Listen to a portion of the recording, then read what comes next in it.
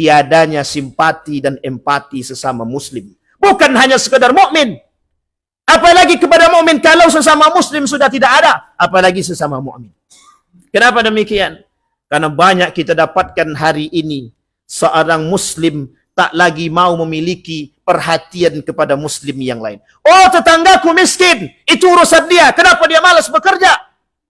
Tanpa ada perhatian yang lain yang tanam dalam diri kita. Bahkan kita tak lagi memiliki rasa kasihan kepada saudara-saudara kita. Oh, tetanggaku tidak pernah sholat. Oh, tetanggaku tidak pernah ke masjid. Kita tak pernah ulurkan lidah kita. Kita tak pernah ulurkan tangan kita. Kita tak pernah ulurkan nasihat kita untuk mengajak mereka untuk dekat kepada Allah. Inilah perhatian umat muslim hari ini. Setiap orang berfikir tentang diri mereka sendiri. Tapi tak salah, karena memang begitu yang dikatakan oleh Nabi dalam hadisnya. Tidak akan terjadi hari kiamat sampai kalian akan melihat jauhnya umat muslim dengan muslim yang lain, tanpa harus memberikan perhatian antara satu dengan yang lain. Bahkan Nabi mengatakan seolah-olah umat hari ini keluar daripada apa yang dikatakan oleh Nabi dalam hadisnya. Ad-din ad-nasihah.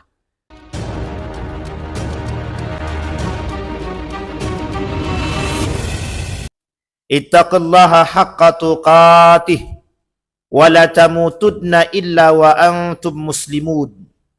Innallaha wa malaikatahu yusalluna 'alan nabi ya ayyuhalladzina amanu sallu 'alaihi wa sallimu taslima. Wa qala Allah ta'ala ya ayyuhan nasu ittaqu rabbakum alladzi khalaqakum min nafsin wahidah wa khalaqa minha zawjaha wa batha minhuma rijalan katsiran wa nisaa'a wattaqullaha alladzi tasaaluna bihi wal arham innallaha kana 'alaikum raqiba. Wa qala Allah ta'ala ya ayyuhalladzina amanu ittaqullaha wa qulu qawlan sadida yuslih lakum a'malakum wa yaghfir lakum dhunubakum wa may yuti'illaha wa rasulahu faqad faza fawzan 'azima. Wa qala Allah ta'ala innamal mu'minuna ikhwatun fa aslihu baina akhawaykum wattaqullaha la'allakum turhamun. Wa qala an-nabiy sallallahu alaihi wasallam fi hadithihi mathalul mu'minina fi tawaddihim wa tarahumihim wa ta'atufihim kamathalil jasad idza ishtaka minhu 'udwun tada'a lahu sa'irul jasad bis-sahr wal huma. Sadaqallah. Puji syukur kehadirat Allah atas limpahan rahmat dengan mengucapkan alhamdulillahirabbil alamin. Berselawat kepada Nabi dengan mengucapkan Allahumma salli ala Muhammad wa ala ali Muhammad fil alamin innaka Hamidum Majid. Baginda Nabi Muhammad sallallahu alaihi wasallam berpesan kepada kita semua dan menyampaikan tentang kondisi sebaiknya sebagai seorang mukmin dengan mukmin yang lain. Bahkan seorang muslim dengan muslim yang lain. Bahkan bagaimana interaksi sebagai seorang muslim dengan yang kafir atau yang disebut dengan non-muslim. Bahkan Islam mengajar kita atau mengajarkan kepada kita semua bagaimana bermuamalah yang baik antar sesama. Karena ini juga tidak keluar daripada konsep kemanusiaan sebagai manusia yang diciptakan oleh Allah. Ketika kita merujuk kepada ayat yang tadi kita bacakan, innamal mu'minuna ikhwah. Kita fokuskan kepada orang-orang yang beriman.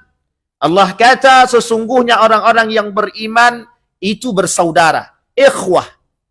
Kalimat ikhwah ini atau bersaudara ini, itu sangat dekat dengan pemahaman kita. Apa maksudnya? Keterikatan agama antara satu mukmin dengan mukmin yang lain menjadi bersaudara, yang antara lain antara satu dengan yang lain yang diterangkan oleh Nabi dalam hadisnya tak bisa keluar daripada rasa sayang dan bahkan tidak ada rasa benci. Bahkan Allah mengancam kebencian antara satu mukmin dengan mukmin yang lain dengan kalimat yang sederhana yang disampaikan oleh Nabi dalam hadisnya, sibabul muslimin fusuq wa qitaluhu kufrun. Bahkan kita diharamkan oleh Allah mencaci, memaki, menyakiti, menzalimi sesama mukmin, sesama muslim, bahkan bukan hanya mukmin. Tetapi kemudian Nabi berkata, wa qitaluhu kufrun. Tetapi jika ada seorang mukmin yang membunuh mukmin yang lain, justru dianggap sebagai sebuah perbuatan yang kufur. Yang oleh Allah katakan di dalam ayat yang lain, faka'annama qatalan nasa jami'an. Orang yang membunuh satu jiwa yang tak berdosa, dianggap telah membunuh sekian banyak jutaan manusia tanpa ada rasa yang lain. Artinya apa? Dosa yang diemban bagi orang-orang yang membunuh satu jiwa. Apa tak lagi kalau jiwa itu seorang yang mukmin atau muslim, maka pengibaratannya adalah 1 juta umat manusia yang telah dibunuh oleh mereka. Dosanya. Oleh karenanya, kewajiban seorang muslim dengan muslim yang lain itu terikat dari perkataan yang tadi kita sampaikan oleh Allah, ikhwah. Sehingga kalimat selanjutnya Allah sampaikan, fa aslihu baina akhawaikum. Maka perbaikilah. Perbaiki apa yang harus kita perbaiki? Yang harus kita perbaiki adalah muamalah kita dengan sesama muslim. Jika ada yang retak, yang salah, kita perbaiki. Jika ada yang tak benar, harus kita sambung, harus kita benarkan. Maka kalimatnya fa aslihu. Apa artinya kalimat fa aslihu? Perbaikilah. Apa yang harus diperbaiki? Karena Allah tahu. Di dalam hadis Nabi sampaikan. Ketika Nabi berdoa kepada Allah, memohon 3 hal yang diminta oleh Nabi. 1 di antara 3 hal itu tidak dikabulkan oleh Allah. Apa kata Nabi permintaannya? Jangan engkau jadikan perpecahan dan perselisihan di antara umatku, kata Nabi. Kemudian Allah tak kabulkan. Kenapa? Karena Allah tahu di antara umat mukmin dengan mukmin yang lain pasti terjadi perselisihan. Di antara satu muslim dengan muslim yang lain bisa saja menimbulkan perselisihan di antara mereka. Artinya kalimat itu, fa aslihu, perbaikilah. Kalimat perbaiki ini untuk menekankan kepada kita bahwa kita ini orang yang bersaudara. Artinya apa? Dengan kalimat fa aslihu, perbaikilah persaudaraanmu antara satu dengan yang lain. Ma'asyiral muslimin rahimakumullah. Nabi pernah berkata dalam riwayat yang lain, kata Nabi, haqqul muslim 'alal muslim sit. Kewajiban seorang muslim terhadap muslim yang lain. Yang digambarkan dengan kalimat haknya seorang muslim terhadap muslim yang lain. Ketika satu muslim punya hak terhadap muslim yang lain, itu menjadi sebuah kewajiban. Maka tak salah ketika ada ulama yang mengatakan ketika ada seorang mukmin atau muslim diundang untuk datang ke rumah saudaranya, tapi mereka tak datang tanpa uzur, mereka berdosa. Karena hukum kewajiban atau hak dan kewajiban sesama muslim terjalin dari kalimat ikhwah, persaudaraan.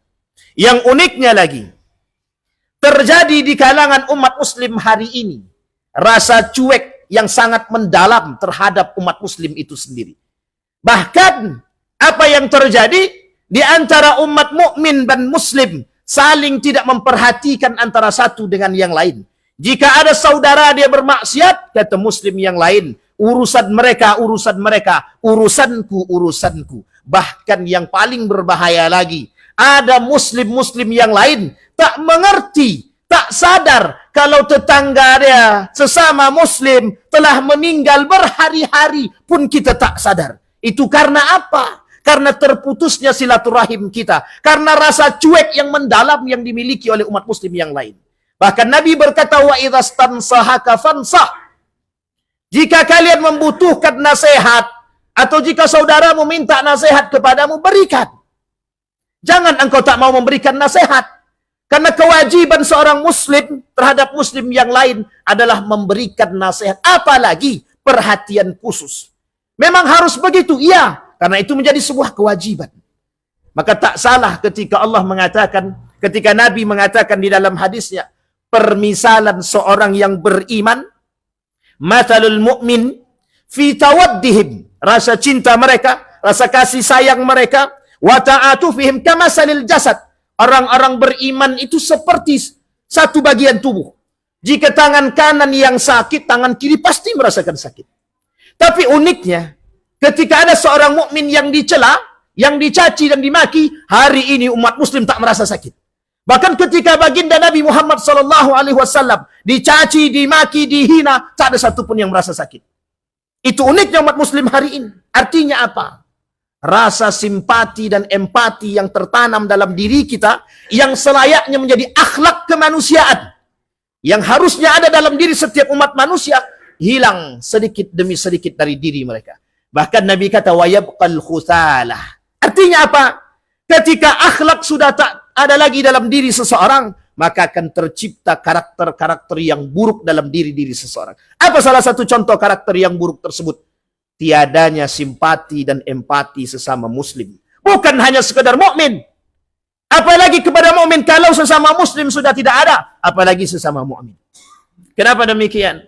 Karena banyak kita dapatkan hari ini seorang muslim tak lagi mau memiliki perhatian kepada muslim yang lain. Oh, tetanggaku miskin, itu urusan dia. Kenapa dia malas bekerja? Tanpa ada perhatian yang lain yang tanam dalam diri kita. Bahkan kita tak lagi memiliki rasa kasihan kepada saudara-saudara kita. Oh, tetanggaku tidak pernah sholat. Oh, tetanggaku tidak pernah ke masjid. Kita tak pernah ulurkan lidah kita. Kita tak pernah ulurkan tangan kita. Kita tak pernah ulurkan nasihat kita untuk mengajak mereka untuk dekat kepada Allah. Inilah perhatian umat muslim hari ini. Setiap orang berfikir tentang diri mereka sendiri. Tapi tak salah, karena memang begitu yang dikatakan oleh Nabi dalam hadisnya. Tidak akan terjadi hari kiamat sampai kalian akan melihat jauhnya umat muslim dengan muslim yang lain, tanpa harus memberikan perhatian antara satu dengan yang lain. Bahkan Nabi mengatakan seolah-olah umat hari ini keluar daripada apa yang dikatakan oleh Nabi dalam hadisnya. Ad-din ad-nasihah. Padahal Nabi berkata, kata Nabi, agama itu adalah nasihat. Bagi siapa? Lillah, wali rasulihi, wali kutubihi, wali a'immatil mursalin, wa ammatihim. Kata Nabi, agama itu nasihat. Bagi siapa? Bagi Allah. Bagi siapa lagi? Bagi Rasulnya. Bahkan dikatakan oleh Nabi, nasihat itu bagi Allah dan Rasulnya. Artinya apa? Ketika Nabi Muhammad SAW menjadi contoh bagi kita, salah seorang yang memiliki akhlak terbaik di muka bumi ini, manusia terbaik dengan perangainya, menjadi contoh bagi kita serta menjadi nasihat daripada akhlak dia. Artinya apa? Materi yang tertanam dalam diri Nabi sekaligus menjadi nasihat yang tertanam dalam diri dia bagi semua umat manusia. Bukan hanya umat muslim, bukan hanya umat mukmin. Tapi uniknya, ada yang terbalik. Dengan non-muslim atau kafir dia baik, tapi justru sebaliknya dengan muslim dia tak baik. Ini muskilah kita lagi. Masalah kita yang lebih besar. Ketika mereka bersama orang-orang yang beriman, tapi justru mereka tak baik. Tapi ketika mereka kembali kepada kekafiran dan kekufuran mereka, atau berkumpul dengan teman-teman kekufuran mereka, mereka baik. Seolah-olah mereka menjadi manusia yang munafik di hadapan Allah Subhanahu wa Ta'ala. Ma'asyiral muslimin rahimakumullah. Ini nasihat bagi kita. Apa maksudnya? Betapa baginda Nabi Muhammad SAW mengingatkan kepada kita betapa besarnya pergaulan, muamalah berpengaruh terhadap pertumbuhan nilai-nilai agama di kalangan umat muslim hari ini. Kenapa demikian?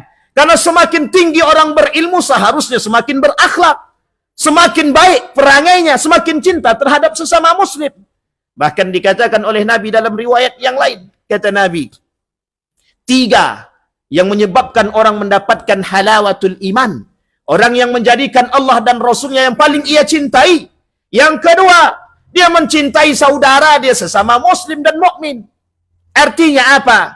Ketika nampak di hadapan mereka seorang mukmin bermaksiat, mereka mesti datang untuk memberikan nasihat. Kenapa demikian? Karena itu bukti cinta. Berarti jika tidak ada cinta dalam diri seseorang, atau jika seorang mukmin atau muslim membiarkan dan menelantarkan jasad muslim-muslim yang lain, mereka lebih parah daripada binatang. Kenapa? Karena mereka tidak berakhlak dan tidak mencintai sesama muslim. Maka tak salah ketika ada mukmin, ada muslim yang tidak merasa sakit hati ketika saudara-saudara mereka yang di Palestina dicaci, dimaki, dibom, dihancurkan, Bahkan sampai hari ini sudah ribuan, ratusan ribu manusia yang mati begitu saja. Tidak ada rasa simpati, tidak ada rasa cinta kepada mereka. Itu disebabkan karena dha'ful iman.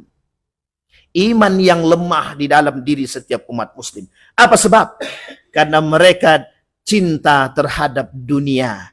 Apa sebab? Karena mereka sudah tidak takut dengan kematian. Apa sebab? Karena tidak ada lagi nasihat dalam diri mereka. Karena sudah tidak ada lagi kebijaksanaan dalam diri mereka. Beragama bukan untuk Allah. Beragama untuk menutupi diri dia agar dia bisa dipanggil orang yang taat beragama. Beragama bukan lagi untuk menempaskan nasihat akhlak yang baik pada diri mereka.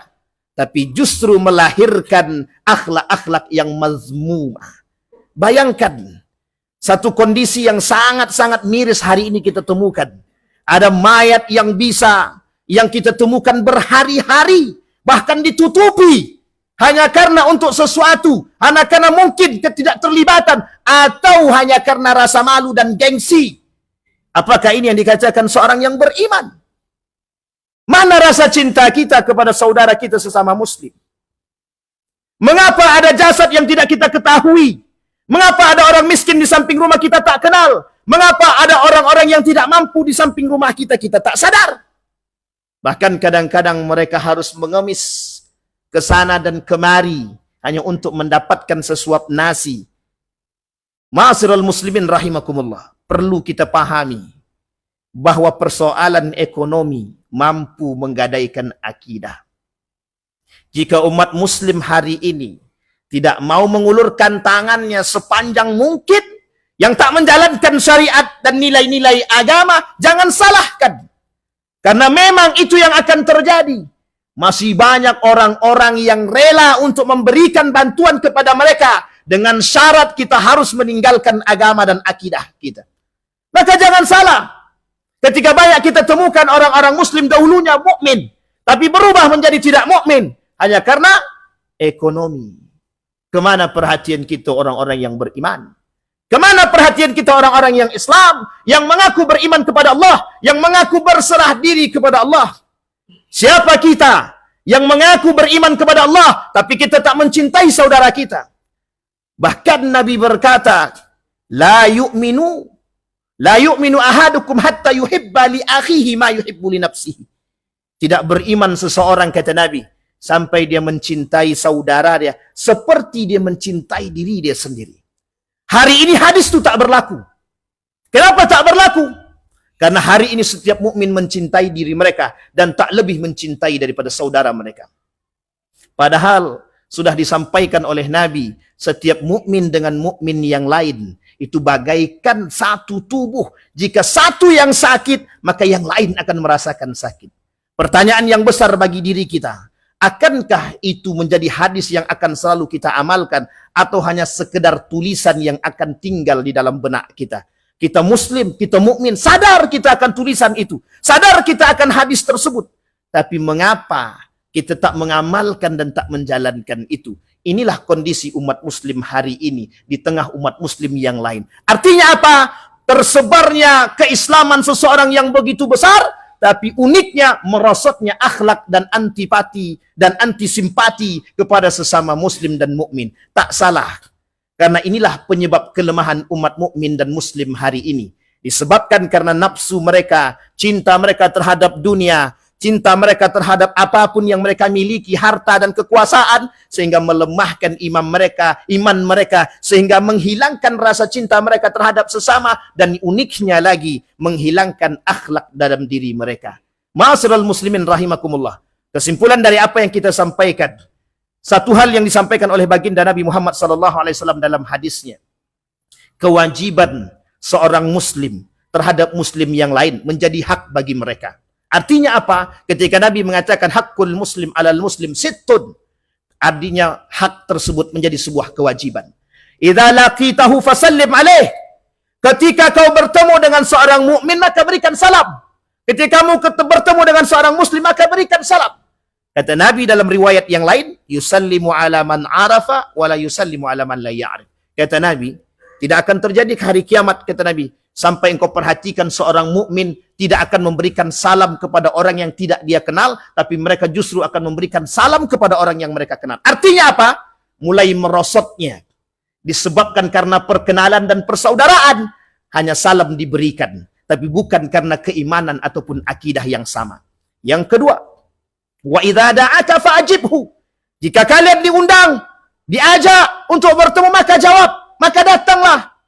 Datang ke rumah mereka, mereka mengundang. Maka jika kita tak datang dengan uzur atau tanpa uzur, atau uzur yang tidak syar'i, maka hukumnya berdosa. Hukumnya berdosa. Jika ada tetangga yang sakit, maka jenguk. Jika ada yang meninggal, maka berziarahlah, datanglah, melayatlah. Karena ini menjadi sebuah kewajiban. Wa idzastansahaka fansah. Jika mereka datang meminta nasihat kepadamu, datanglah, berikan nasihat. Ini kesimpulan dari apa yang kita sampaikan, merujuk kepada hadis baginda Nabi Muhammad SAW. Artinya apa? Mari bersama kita mengamalkan poin penting ini. Karena inilah yang merosot dari diri kita hari ini. Inilah yang membuat umat muslim hari ini lemah. Kenapa? Karena kita jauh daripada nilai-nilai agama. Fa'tabiru ya ulil absar la'allakum tuflihun. Alhamdulillah. Alhamdulillahilladzi hadana li hadza wa ma kunna linahtadiya laula an hadana Allah. أشهد أن لا إله إلا الله وحده لا شريك له وأشهد أن محمدا عبده ورسوله لا نبي بعد اللهم صل وسلم وبارك على هذا النبي الكريم اللهم صل على محمد وعلى آل محمد في العالمين إنك حميد مجيد اتق الله حق تقاته ولا تموتن إلا وأنتم مسلمون إن الله وملائكته يصلون على النبي يا أيها الذين آمنوا صلوا عليه وسلموا تسليما اللهم اغفر للمسلمين والمسلمات والمؤمنين والمؤمنات برحمتك يا ذا الجلال والإكرام اللهم أعنا على ذكرك وشكرك وحسن عبادتك اللهم اغفر لنا ذنوبنا وكفر عنا سيئاتنا وتوفنا مع الأبرار اللهم اجعلنا من السعداء المقبولين ولا تجعلنا من الأشقياء المردودين اللهم انصر إخواننا المجاهدين في فلسطين وفي غزة وفي كل مكان اللهم دمر اليهود اللهم أهلك الكفرة والمبتدعة والمشركين أعداءك أعداء الدين اللهم اختمنا بالصالحين